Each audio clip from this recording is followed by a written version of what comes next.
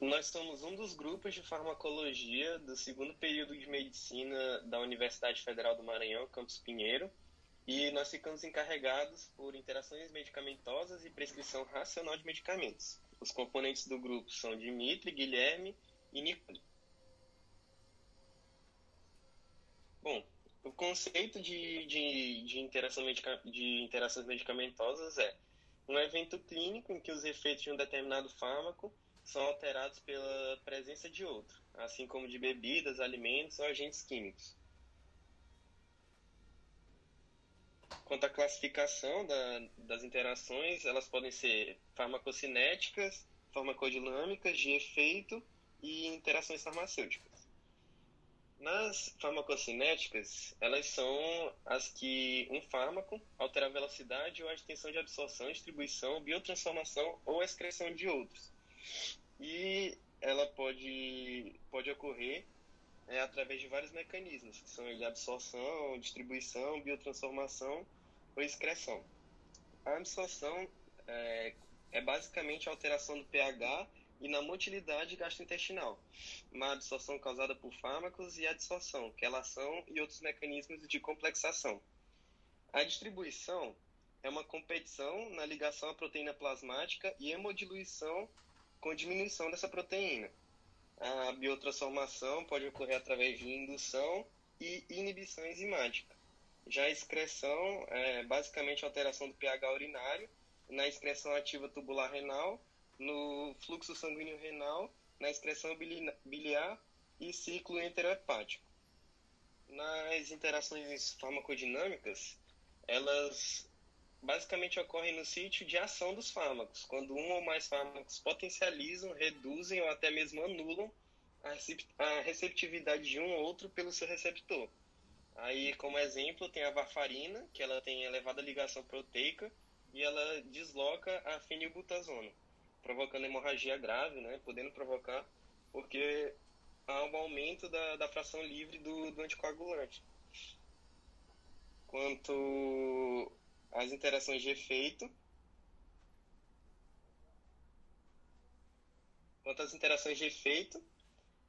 quando dois ou mais fármacos em uso simultâneo têm ações similares ou opostas, podendo produzir sinergias ou antagonismos, sem modificar a farmacocinética ou o mecanismo de ação dos mesmos, como, por exemplo, o álcool, que reforça o efeito sedativo de hipnóticos e antihistamínicos. As interações farmacêuticas, elas ocorrem in vitro, ou seja, antes dos fármacos serem administrados no organismo, quando se misturam dois ou mais em uma seringa, por exemplo.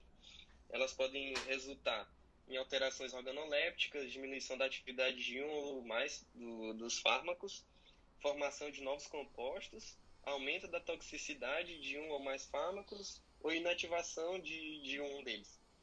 Exemplo, a nitroglicerina, amiodarona e nimodipina podem aderir à parede do frasco de PVC, reduzindo a biodisponibilidade do princípio ativo, o que exige maior cuidado, né, na hora de administrar.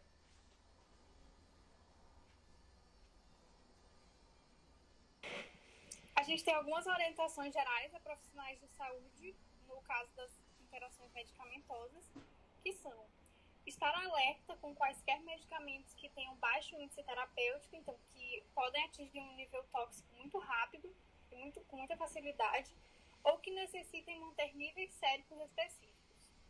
Ter cuidado com medicamentos que são indutores ou inibidores enzimáticos. Analisar a farmacologia básica dos medicamentos, então a farmacocinética, a farmacodinâmica do medicamento, e o que pode acontecer se esses fármacos que agem nos mesmos receptores forem administrados concomitantemente. Considerar grupos de risco, por exemplo, idosos com redução das funções hepática e renal, então esse idoso ele pode ter um problema na metabolização e na excreção desse fármaco. Ter em mente que interações que modificam o efeito de um fármaco também podem envolver medicamentos de venda sem prescrição, fitoterápicos, alimentos, agentes químicos e drogas sociais, como o álcool e o tabagismo. Os alimentos eles têm também um efeito na absorção desses medicamentos, o que pode ser benéfico ou maléfico. A interação com os medicamentos pode alterar a biodisponibilidade do fármaco. Se ela for alta demais, pode causar uma toxicidade, e se for baixa demais, vai causar uma falha no tratamento. No caso dele ser benéfico, desse efeito ser benéfico, pode aumentar a absorção do fármaco no nível não tóxico, reduzir a irritação na mucosa gastrointestinal e manter concentrações plasmáticas efetivas desse fármaco. Alguns fatores que justificam a ocorrência dessa interação: as características físico-químicas das substâncias envolvidas, do fármaco e do alimento, a dose do fármaco, a quantidade e tipo de nutrientes que são disponíveis dessa alimentação, o momento da administração e o horário da dieta, se é em horários muito próximos ou muito espaçados, e aspectos individuais, como o próprio quadro clínico do paciente, a microbiota intestinal. Então, essas coisas também podem influenciar. Alguns exemplos: a gente tem as proteínas, que, no caso, os aminoácidos, que podem inibir a absorção de fármacos antiparkinsonianos, como a levodopa e a metildopa. O excesso de fibras pode reduzir a absorção da digoxina, que é um cardiotônico. E os lipídios podem aumentar a absorção de alguns fármacos, podendo trazer riscos, como no caso do anticonvulsivante carbamazepina, ou podendo ser benéfico, como a gliselfulvina, o antifúngico. Então, ele pode, dependendo do fármaco, ele pode ter uma interação maléfica ou benéfica.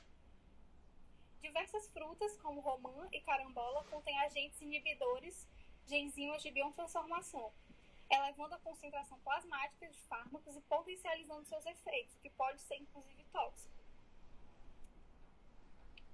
Sobre prescrição racional de medicamentos, o conceito: quando pacientes recebem medicamentos apropriados para suas condições clínicas, em doses adequadas às suas necessidades individuais, por período adequado e menor custo para si e para a sociedade. Esse é um conceito dado pela própria OMS. Então, o que é necessário para que eu tenha uma prescrição correta desse medicamento?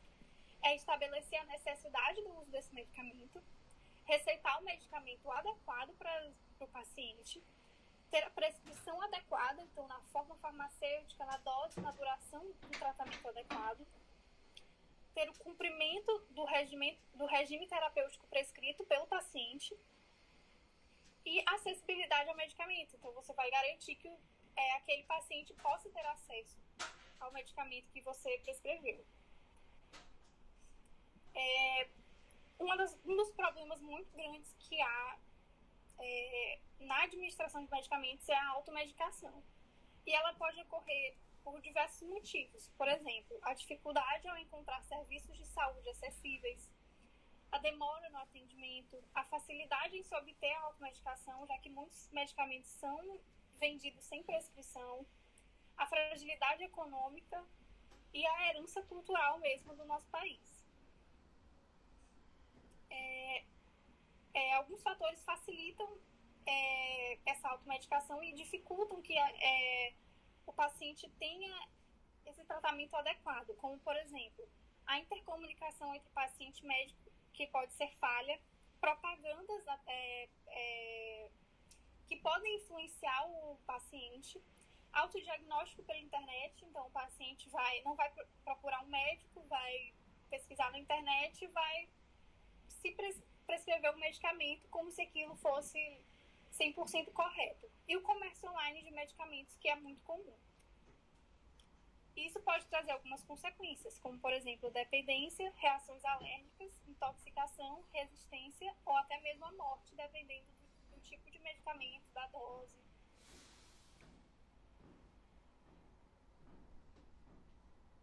Bom, alguns números relacionados à automedicação são bem importantes de serem observados, principalmente tomando como base o cenário desse contexto no Brasil. Então, 35% dos medicamentos vendidos no Brasil são adquiridos através da automedicação, o que é um número muito alto. E 20% das intoxicações são provindas da automedicação também. 16% das mortes também são por intoxicação, o que é um número muito elevado também. 50% dos medicamentos prescritos são utilizados de forma inadequada. 17,5% dos gastos hospitalares são para lidar com complicações advindas desse problema, né? E 75% das prescrições de antibióticos são errôneas. Tá, como promoção do uso racional de medicamentos, alguns tópicos podem ser bastante relevantes, como campanhas educativas, registro de medicamentos genéricos, formulários terapêuticos nacionais, farmacovigilância e treinamentos de profissionais da saúde. Essas são as nossas referências e muito obrigado.